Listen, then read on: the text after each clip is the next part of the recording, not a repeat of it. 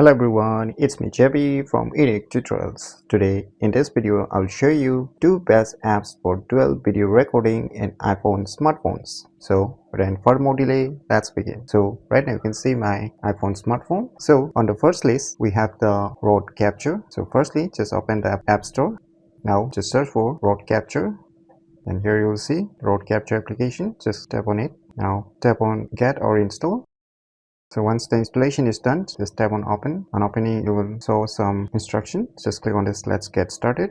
Click on let's go. Click on next. Click on allow. Click on allow all the permissions. Now you can allow or reject the locations. I'll just click on don't allow.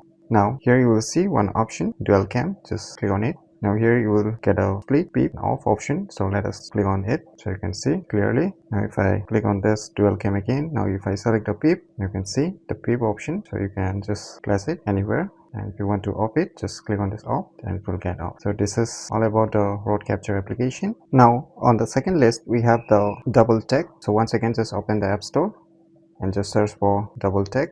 And I will see here double tech multicam video. Just tap on it. Now tap on get or install.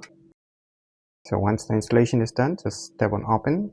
On opening, it will accept some permissions. Just click on accept, click on allow, click on allow again. Now you can see here picture in picture, double shot, split screen. So you can select different options depending upon your needs. So you can see the split screen, and even you can select the different camera lenses depending upon which lens you want to select. So in my opinion, these are the two best apps for dual video recording in iPhone smartphones that you should definitely give it a try. So if you find this video tutorial useful, please click on the thumbs like button, and if you're new to our channel, click on the subscribe button, and lastly, thanks for watching.